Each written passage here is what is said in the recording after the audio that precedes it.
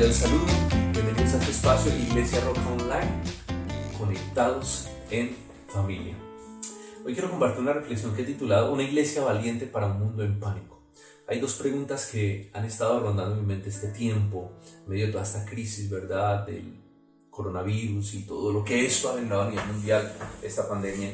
Y la primera de ellas es, bueno, ¿qué quiere Dios realmente con todo esto? ¿Qué está haciendo el Señor? Porque si nosotros creemos que hay un Dios soberano, si nosotros creemos que hay un Dios que tiene el control de todas las cosas, que nada se escapa de su mano, pues lógicamente entendemos que hay un plan, que hay un propósito detrás de todo esto.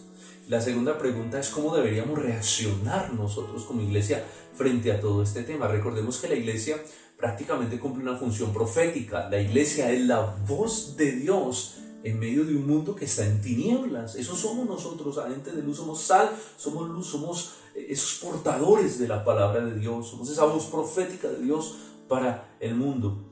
Y pensando en esto, hay un texto con el que Dios ha ministrado mucho mi vida esta semana, y es Filipenses capítulo 4, versículo del 5 al 7, que dice: vuestra gentileza sea conocida de todos los hombres, el Señor está cerca, dice Pablo. Por nada estéis afanosos, sino sean conocidas vuestras peticiones delante de Dios en toda oración y con acción de gracias y con ruego. Y la paz de Dios, que sobrepasa todo entendimiento, guardará vuestros corazones y vuestras mentes y vuestros pensamientos en Cristo Jesús. Y yo quiero hoy hablarte de 3 características de la iglesia que Dios necesita en este tiempo, basado en este texto, algo que he estado reflexionando, que el Señor ha hablado a mi vida, una palabra que el Señor ha traído por medio de su Espíritu a mi corazón. En primer lugar, yo creo que debemos ser una iglesia amable.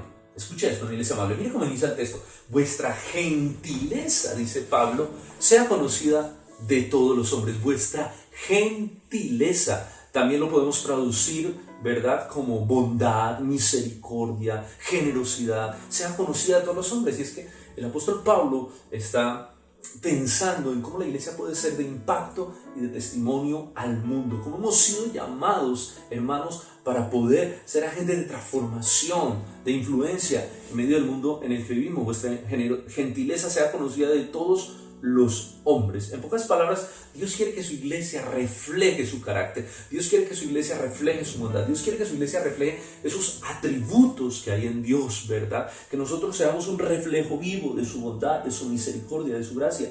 Dice la palabra de Dios que Él hace salir su sol sobre buenos y malos, sobre justos e injustos. Dice Pedro que nosotros somos pueblo adquirido por Dios para anunciar las virtudes de aquel que nos llamó de las tinieblas a su luz admirable, ¿verdad? Esta semana publiqué algo en mis redes sociales, una frase basada en este texto que decía: es tiempo de ser más responsables, de ser más amables y de ser más generosos que nunca. Yo pienso que este es un tiempo para la iglesia, para hacer estas cosas más que nunca en medio de la situación que vivimos. En estos tiempos de crisis como estos, donde el mundo está en pánico y confusión, la iglesia debe ser una voz clara en medio de tantas voces, de tanta turbulencia, de tanta cosa que se habla. La iglesia debe traer una voz de parte de Dios que sea realmente clara, porque somos esa voz profética del Señor para un mundo en crisis, ¿verdad? Y yo pienso que estos son muy buenos tiempos. Muy buenos tiempos, dirá, pastor, ¿cómo así buenos tiempos? Sí, son buenos tiempos para predicar la palabra. Son muy buenos tiempos para predicar el mensaje. Mire, en estos días, pues que ya se decretó la cuarentena, tú vas a estar en casa. Yo te pregunto, ¿cuántas personas hay en tu casa que no conocen a Cristo? ¿Cuánto tiempo has estado orando porque tu familia se entregue al Señor? Esto es una bonita oportunidad para predicar el Evangelio. Esto es una bonita para predicar el Evangelio a un mundo que está en crisis, que necesita oír la voz de Dios, que sus oídos están despertando en medio de la crisis. Bueno, a escuchar esa voz del Señor. Y nosotros somos esa voz del Señor en este tiempo como iglesia. Estos son buenos tiempos para predicar de que, por ejemplo, de que solo en Jesús hay paz. El mundo está en pánico, no tiene paz, y solo en Cristo hay paz. Él dijo: mi paz les dejo, mi paz les doy. No lo doy como el mundo la da. No se turbe vuestro corazón ni tengáis miedo. Debemos enseñarle al mundo que puede pasar el coronavirus y llegar a otra crisis, y el hombre no tiene paz. ¿Por qué? Porque en el interior el hombre no está en paz con Dios. Que la verdadera paz viene cuando nosotros estamos a cuentas con la justicia de Dios, cuando pasamos de ser enemigos a ser hechos hijos amados, y allí hay paz, esa paz que Jesús habla, donde no se turba nuestro corazón ni tengamos miedo. Debemos predicar también, hermanos, en estos tiempos sobre la gracia y el perdón de Dios en la cruz del Calvario, que Dios está hablando al mundo por medio de todo esto para que busquen su gracia, para que busquen su misericordia, para que vuelvan su mirada a Cristo, que en Él hay perdón, que en Él hay salvación, que en Él hay vida, mis hermanos. Debemos predicar sobre la soberanía de Dios, de que Dios tiene el control, de que Él es un Dios soberano, de que tiene un propósito detrás de todas estas cosas. Debemos predicar de su juicio también, de que Dios está llamando al mundo a un juicio por causa de su rebelión, de su arrogancia, de su pecado y de su incredulidad. No querer creer en aquel que pagó por una pandemia mucho mayor que esta, y la pandemia del pecado, la que no solo puede destruir tu cuerpo, sino también tu alma en el infierno. Hay que creer en ese Jesús de Nazaret, clavado en una cruz por el pecado de todos nosotros. Es un tiempo para predicar también del juicio de Dios por causa de la incredulidad humana. Ahora, no solo debemos predicar, porque la palabra dice vuestra generosidad, ¿sí?, sea conocida de todos los hombres, es decir, que debemos con nuestras acciones mostrar el carácter de nuestro Dios bondadoso, demostrar su bondad. Es una bonita oportunidad para mostrar esa bondad como iglesia, demostrar ese amor bondadoso de nuestro Dios. Yo pienso que, por ejemplo, como iglesia es tiempo de ser más generosos que nunca, lo decía en una de las frases que colocaba allí en las redes sociales, y es porque, miren, yo pienso que esta pandemia va a tener una incidencia muy fuerte. Bueno, y pienso no, realmente es que eso es una conclusión lógica, que va a tener una incidencia fuerte sobre la economía y la economía de muchos hogares. Mire, sobre todo de aquel que vive el día a día, y Colombia es un país que el 48% de su población depende del trabajo informal, de lo que se ganan al diario. Entonces, este tiempo, mientras están en su casa, no van a estar produciendo. De pronto, alguna familia van a empezar a tener necesidad, van a tener crisis. Y es una bonita oportunidad para ser generosos. Si tú sabes de alguien y tú tienes allí cómo proveerle, cómo ayudarle, pues extiende esa gracia, extiende esa misericordia, provéele a una persona, a una familia que necesite. Seamos generosos, es un buen tiempo para probar esa generosidad que hay en nuestro corazón de buscar ayudar a las personas más vulnerables. Necesitamos ser más generosos que nunca, necesitamos ser de bendición para las personas. Hay una frase en el texto que yo no quisiera pasar por ahí, y es que Pablo dice: vuestra gentileza sea conocida de todos los hombres, el Señor está cerca. ¿Por qué irrumpe esa frase ahí? Es como si se metiera en medio de un pensamiento y uno dice: bueno, ¿qué tiene que ver esto con esto? Y no, yo creo que hay una intención de Dios en esta frase. Hay algo muy poderoso del Señor y muy intencional, y es que cada creyente, nosotros deberíamos vivir como si el Señor viniera hoy. Ese debería ser nuestro pensamiento: el Señor está cerca, el Señor puede venir hoy.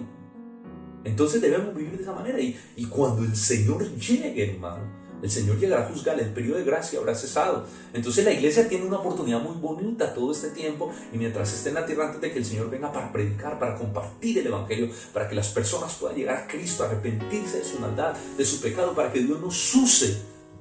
Necesitamos aprovechar estos espacios y este tiempo para predicarle, para hablarle a la gente acerca de nuestro Señor.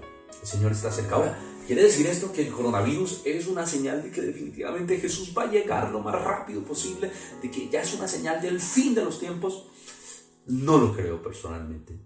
Aunque quiero estar predicando esto de manera más profunda en una de las próximas predicaciones, tal vez la siguiente.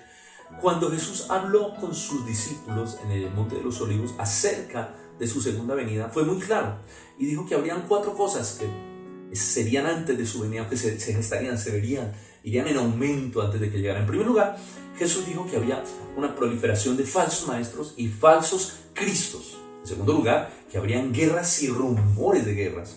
En tercer lugar, que había catástrofes naturales. Eso incluye las pandemias, las epidemias. Allí dentro de ese texto él habla de eso precisamente. Y en cuarto lugar, que va a haber una predicación global del evangelio, pero que está marcada por una persecución muy agresiva contra la iglesia. Miren el texto, que tendremos la oportunidad de estudiar más a profundidad en las siguientes predicaciones.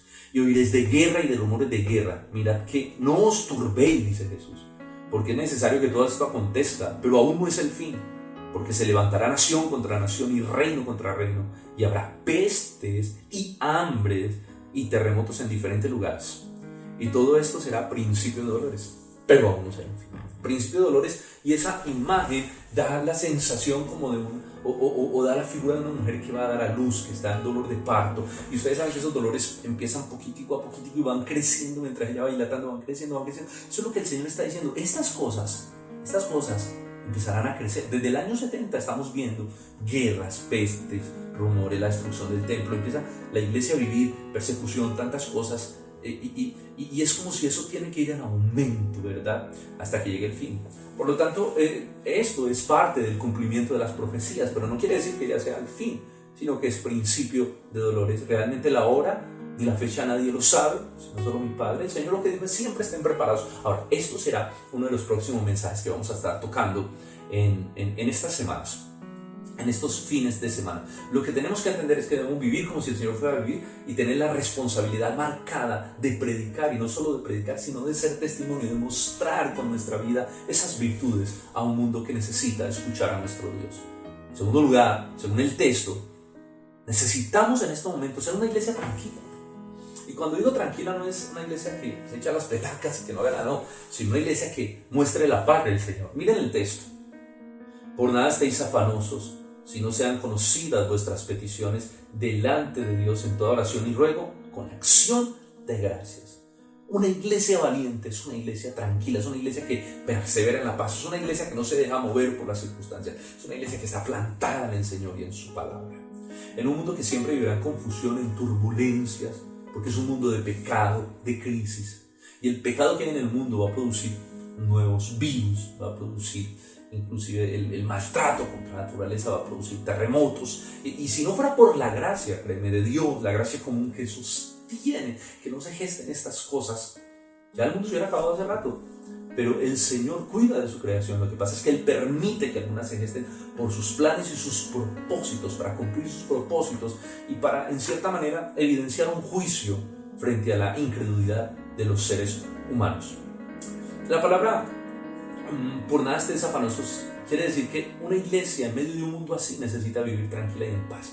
Necesita tener confianza, necesita no afanarse, no angustiarse, no desesperarse, no dejarse llenar de temor, de angustia. Y yo no sé cuántos tienen que reconocer también, como yo lo digo abiertamente, que me estaba llenando de mucho temor con todo esto. Estaba viendo lo que pasó en otros países y tantas cosas, y empezó a entrar un temor que me estaba enfermando y literalmente me estaba quitando las ganas de orar, de leer la palabra, que me estaba desgastando inclusive físicamente, de pensar el coronavirus. Quería estar tan informado que terminó eso generándome un temor interno. Generó un temor en mi corazón que me estaba quitando el deseo de buscar al Señor, hermano, y eso es contrario a la palabra. Por nada estéis afanosos, ¿verdad? Tenemos que pedirle perdón al Señor cuando el temor, el afán y la ansiedad entran a nuestro corazón. Jesús dijo en Mateo capítulo 6 que no seamos como el mundo, que se afanan porque van a comer, que van a ver, que van a vestir, que por mucho que nos afanemos no podemos añadir a nuestra estatura un codo. Que Dios, que es soberano y nuestro Padre, Él sabe las cosas que tenemos necesidad. Así que, hermano, tenemos que pedir perdón al Señor. Tuve que pedirle perdón al Señor, decirle: Señor, perdóname, porque siento que mi corazón se está llenando de miedo, de temor, y he perdido el deseo de orar, de buscarte, de leer tu palabra, porque todo en mi mente ya giraba en torno al coronavirus. Y es que cómo nos invade esa ansiedad, que yo pienso que esa ansiedad sí es un arma de Satanás. Satanás se aprovecha, los demonios se aprovechan de todo esto para sembrar pánico y temor y para tentar a los creyentes con ese temor. Y es que cómo entra esto en nuestra vida cuando nosotros empezamos a escuchar más la voz del mundo que la voz de Dios. Cuando dejamos que las turbulencias, que tantas voces que se han levantado afuera, empiecen, hermanos, a generar pánico en nuestro corazón, y el temor empieza a anidarse y a enfermarnos, inclusive espiritualmente. ¿Recuerdan a Pedro? Cuando Pedro, en medio de la tormenta, se tiró a caminar sobre las aguas, y mientras miraba a Jesús caminaba sobre ellas, pero cuando dejó de mirarlo, se empezó a hundir. ¿Por qué? Porque dejó de mirar al Señor y empezó a mirar las circunstancias, a oír la voz de la tormenta, a oír la voz del mundo, hermano. Y es que empezamos a escuchar tanto la voz del mundo que adquiere más fuerza en nuestra mente que la voz de Dios. Y entonces empezamos a perder el discernimiento. ¿Qué me tocó hacer? Y un consejo práctico que les doy: no escuche tantas voces. No escuchemos tantas voces. No dejemos que nuestro corazón se turbe con la confusión de afuera. Mire, escuchemos lo necesario, la información que necesitamos. No esté leyendo todo lo que le llega a WhatsApp, viendo todos los videos que le llegan y prendiendo el noticiero todo el día. Yo le digo que eso va a terminar enfermándolo. necesitamos poner un filtro, un control. Sí, necesitamos tener la información necesaria, lo que el gobierno dice, la manera como cuidarnos y la información que sea pertinente, pero no poner cuidado a todo lo que está navegando por las redes sociales, porque te digo que eso tarde o temprano va a minar tu fe y te va a terminar enfermando. Así que ten discernimiento, no pierdas el discernimiento, no dejes de escuchar al Señor. Ten la información necesaria, pero cierra tu mente frente a tanta algarabía y a tanto bullicio que hay en medio del mundo. Y más si tú tienes niños en casa. A mí me estaba pasando algo muy interesante, es que estábamos viendo mucho el noticiero y mucho, hablando tanto del tema, que ya la niña estaba casi que asimilando estas cosas y ya toda hora era diciendo, no, es que me siento enferma, me siento mal, me siento... Y ella estaba como psicosomatizando todo este tema, la estaba afectando. Nos tocó decir, no, yo como hombre de la casa dije, no más. La información básica y necesaria lo vamos a dedicar a buscar al Señor y a leer su palabra para que nuestra mente pueda tener paz. Nos sobresaturamos con tanta información que colapsamos y terminamos agotándonos espiritualmente. Hermanos, como cristianos estamos llamados a que la palabra de Cristo more en abundancia, dice Pablo, en nuestra vida, cantando en nuestros corazones con cánticos, con salmos, con himnos espirituales, ¿verdad? De eso tenemos que llenarnos, de eso tiene que estar saturada nuestra mente, saturado nuestro corazón, dice Colosenses 3:16. Muchos cristianos no se contagiarán, y espero que ninguno se contagie del coronavirus, en mi oración, pero tal vez muchos sí se contagiarán del pánico que provoca el coronavirus por andar prestando sus oídos a tantas voces y se enfermarán hasta espiritualmente y podrán ser minados hasta en la fe. Entonces es necesario blindarnos y protegernos, que en este tiempo donde tanta información satura las redes, tú puedas proteger tu vida y tu familia.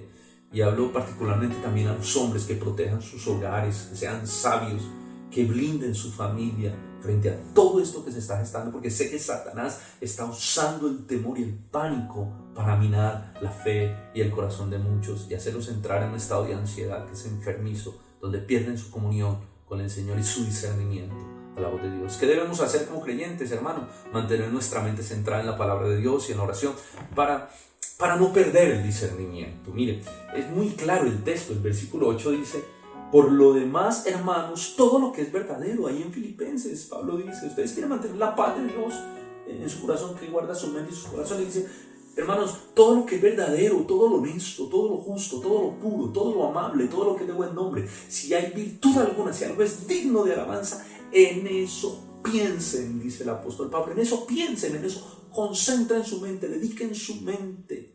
El coronavirus es digno de alabanza, es algo bueno, no. Entonces, ¿por qué ponemos nuestra mente allí? Pon en el Señor, que es bueno, digno de alabanza, en su palabra, en la adoración, en la oración. Concentrémonos en el Señor, busquemos al Señor, aprovechemos este tiempo, hermanos, para mantener nuestra mente en el Señor. Dice Él mismo en su palabra, tú guardarás en completa paz a aquel cuyo pensamiento en ti persevera, porque en ti ha confiado. Así que mantengamos nuestra mente en el Señor. Lee los salmos, sería algo muy bueno que podamos hacer. Leer los salmos de tanta esperanza, tanta gracia, tanto amor, tanta bondad de Dios manifestado en ellos. Ahora, escuchar predicaciones es muy bueno, pero trata de tener discernimiento con lo que escuchas. Mira, este es un momento donde se levantan muchas voces también y donde hay mucho falso profeta, inclusive, que se levanta y quiere usar esto como una plataforma, ¿verdad?, para resaltar y salir adelante. Por ahí escuchaba cosas como, por ejemplo, no, que el Señor ya viene y que este demonio del coronavirus, la única manera de combatirlo, escuchaba a alguien diciendo, es que te eches gotas de aceite en tu boca. Entonces, claro, ustedes ven los cristianos corriendo a echarse aceite en la boca, o que pinten su casa con sangre para que el ángel de la muerte no pase, como en Egipto. Entonces, el desconocimiento a veces de la palabra de Dios y de las cosas que pasan, en lugar de llevar paz, traen pánico. Ese tipo de cosas, de profecías amarillistas y sin fundamento bíblico, lo que van a traer es pánico. Sepan qué escuchar. Mire, también escuchaba, por ejemplo, que algunos dicen, o muchos dicen, que el coronavirus es un demonio. Ese pensamiento es muy dañino. Les digo, es muy dañino. ¿Por qué? Porque, en primer lugar, no es un demonio. Si tú vas al Antiguo Testamento, todas las virus, las pestes, todo lo que ha sucedido, son esos virus y pestes que el Señor ha permitido para usted hacer un propósito. Algunos dicen que tenemos que reprender al demonio del coronavirus para que se vaya de Colombia. Mira, eso ni es un demonio ni se va a ir hasta que no cumpla el propósito de Dios. Debemos ser responsables, cuidarnos, pero saber que Dios tiene un propósito. Esa soberanía de Dios nos permite tener paz y no entrar en pánico. No, es que es ilógico, no podemos pretender que Satanás tiene más poder que Dios y que esto se le salió del control de las manos al Señor, no. Dios sigue siendo soberano y está sentado en su trono. Entonces, si vas a escuchar prédicas, ten mucho discernimiento de qué escuchar. Dedícate a leer la palabra en tu casa, a orar, a buscar al Señor, a que Dios te hable de manera especial. Escucha predicaciones sanas, ¿verdad? Que tengan una sana interpretación teológica y bíblica. Es muy importante proteger nuestra mente, blindar nuestra mente para que el pánico no entre a nuestros corazones y nos desestabilice. Dediquémonos a la oración personal. Mire que el texto dice: por nada estéis afanosos, sino sean conocidas vuestras peticiones. ¿Cómo rompo la ansiedad de afán? Cuando yo voy a Dios en oración, cuando dedico en oración mi vida para que Él escuche mis peticiones, mis necesidades, levanto mi clamor delante de Él. Dice: delante de Dios en toda oración y ruego y con acción de gracias. Mire, este es un tiempo maravilloso de gracia de Dios, donde vamos a estar en nuestra casa, donde Dios dice: stop a la gente del mundo, al corre, para que vayan a su casa, hijos míos, y con su familia se dediquen a orar. 14 días en casa, ¿qué vas a hacer? Si hay tiempo para jugar, hay tiempo para ver algo de televisión, para descansar, pero prioriza la oración con tu familia. Esto es un tiempo para dedicarnos a orar, a buscar al Señor en familia, para clamar, para levantar nuestras peticiones, orar por nuestras familias, orar por nuestra nación, orar por nuestro gobernante, para que Dios le dé sabiduría.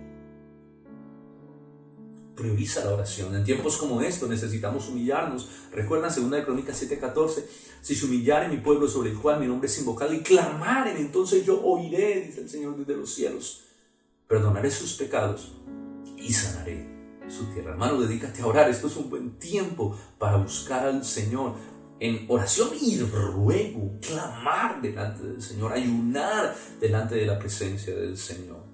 Pero también, como lo dice el texto, para darle gracias, en acción de gracias. Y es que, como lo decía ahorita, yo pienso que este es un tiempo para dar gracias a Dios. Sé que es un tiempo difícil, sé que es un tiempo complicado, es un tiempo donde hay mucho dolor y debemos orar por esas familias en tanta necesidad y clamor y pedirle a Dios también que nos guarde. Pero también darle gracias por las cosas buenas que puede haber detrás de todo esto, como por ejemplo valorar el tiempo de familia, poder parar toda la actividad del mundo para estar en casa con nuestros hijos y con nuestra esposa y dedicar tiempo a la búsqueda del Señor juntos. Podemos también dar gracias al Señor porque, por ejemplo, el hecho que esto se paralice va a ser un descanso también para el medio ambiente que ha venido tan afectado por tanta contaminación. Mira, hay muchas cosas bonitas detrás de todo esto. Poder, por ejemplo, extrañar el amor de la iglesia, de la familia de Dios, el no poder reunirnos, no poder darnos un abrazo, un beso, un saludo, poder extrañar estas cosas y valorar lo que Dios nos ha dado, ¿verdad? Porque en cierta manera el coronavirus nos ha dejado grandes enseñanzas. Esperemos que todo esto pase y que esas enseñanzas puedan quedar en nuestra vida, en nuestro corazón, y podamos valorar más que nunca la familia, el amor, el afecto, la compañía de las personas.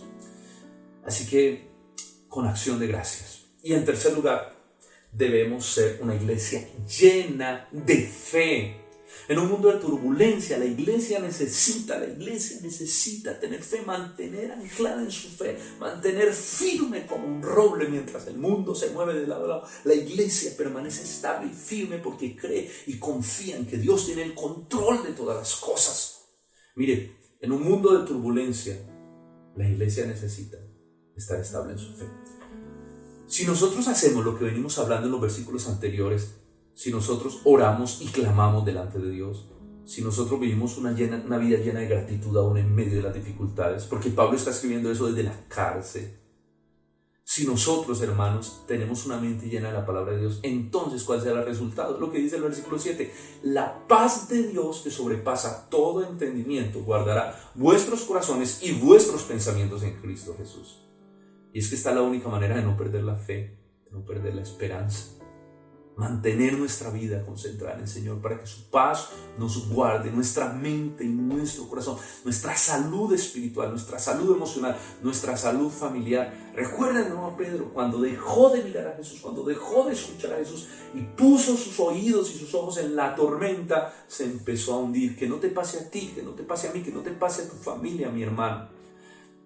Que la paz de Dios nos pueda guardar nuestra mente y nuestro corazón durante este tiempo. Esa paz que sobrepasa todo entendimiento. Qué bonito, como lo dice el texto. La paz de Dios que sobrepasa todo entendimiento. Esa paz que no logramos entender por qué es sobrenatural, porque no es como el mundo la da, porque es algo que viene de Dios, que viene de la presencia de Dios. Mi paz os dejo, mi paz os doy, no la doy como el mundo la da. Y cuando Jesús dio estas palabras, las dio justo antes de partir, hablando de la venida del Espíritu Santo sobre la vida de los discípulos.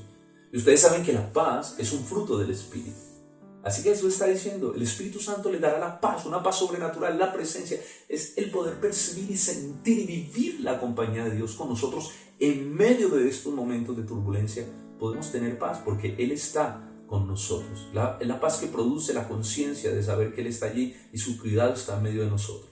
Es una paz indestructible en medio de las circunstancias. Es una paz que viene de Dios, que el mundo no la destruye, que las circunstancias no la destruyen. Es una paz que descansa en la comprensión que tenemos de la soberanía, de la gloria y de la grandeza de nuestro Dios. Esa es la paz que guarda nuestros corazones y nuestras mentes en Cristo Jesús.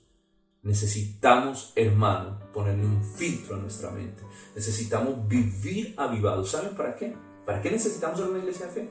Para que cuando el mundo nos vea en los momentos de crisis diga, hey, yo quiero eso que tú tienes, yo quiero esa paz, yo quiero ese gozo que tú tienes. A pesar de tanta turbulencia, yo puedo ver que tu Dios es real, que tu Dios es genuino. Estamos mostrando con esto las virtudes de nuestro Dios, la confianza, diciendo a la gente, ven a Cristo, sí, ven a Cristo, ven, mira, yo tengo la paz que tú necesitas porque he creído en aquel que murió en la cruz del Calvario por mi pecado y por mi maldad. Así que cuando hacemos esto, hermanos, somos una voz viva de Dios para el mundo. Esa voz, como lo decía ahorita, profética. Esa voz que tiene la palabra, que porta la palabra. Ese gran tesoro que es el Evangelio está en vasos de barro, que somos nosotros, que somos la iglesia. Somos la única esperanza para un mundo en crisis. Somos la esperanza para el mundo cuando está experimentando el juicio de Dios. La esperanza de la iglesia. No pueden mirar a la iglesia y que la iglesia vea a Jesús, que vean en nosotros reflejado a Dios, que vean una iglesia con fe, una iglesia con paz, una iglesia con gozo en medio de la tribulación y de la necesidad. Cuando la gente te vea, no te vea igualmente angustiado, sino que vea algo diferente y es la paz gloriosa que sobrepasa todo entendimiento sobre tu vida y sobre tu corazón. Yo quiero concluir mi mensaje con esto. Mire, anoche me pasó algo muy curioso. Venía de noches donde dormir había sido difícil porque tenía cierto temor en mi corazón y tantas cosas que hacer y que producir para que la iglesia pueda continuar. Con los pastores hemos estado pensando en tantas cosas y bueno, hemos trabajado bastante desde casa, pero anoche fue una noche maravillosa, tenía una paz, tenía un gozo de saber que Dios está al control, un gozo de saber que Dios es nuestro proveedor, un gozo de saber que Dios es nuestro sustentador, una paz sobrenatural inundó mi vida cuando pude volver a mirar a la cruz y volver a mirar a Jesús, aquel que murió en la cruz del Calvario por mí, aquel que murió para salvarme de mis pecados, aquel que murió para que tenga esta paz que sobrepasa todo entendimiento. Así que, hermanos, si estás entrando en un poco de ansiedad y pánico, vuelve a Jesús.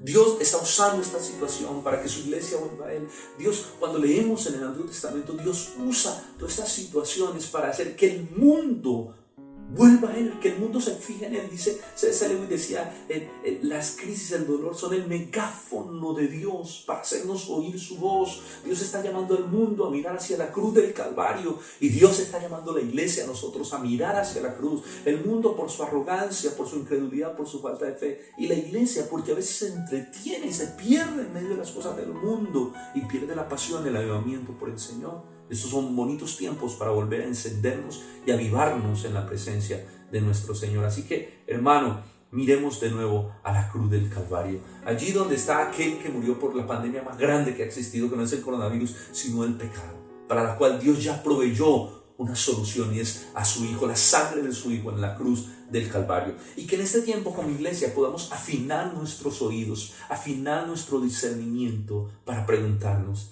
¿qué quiere hacer Dios con todo esto? ¿Qué quiere hacer Dios en tu vida? ¿Qué quiere hacer Dios en tu familia? En estos días que vas a estar en tu casa, ¿qué quiere hacer Dios con tu vida? ¿Qué quiere hacer Dios con tu familia? Que nos preguntemos, ¿qué quiere hacer Dios con nosotros como iglesia? ¿Qué quiere hacer Dios con la nación? Es tiempo de dedicarnos al Señor para poder entender sus planes y sus propósitos. Este será un buen tiempo, hermanos, para conocer al Señor mucho más a profundidad. Recuerde que la palabra de Dios dice, Romanos 8:28, que a los que amamos a Dios, todas las cosas nos ayudan para bien. Esto de los que conforme a su propósito son llamados. Dios tiene un propósito con todo esto, que podamos entenderlo para que nuestro corazón tenga paz y para que podamos empezar a vivir y a caminar hacia esas cosas que el Señor quiere.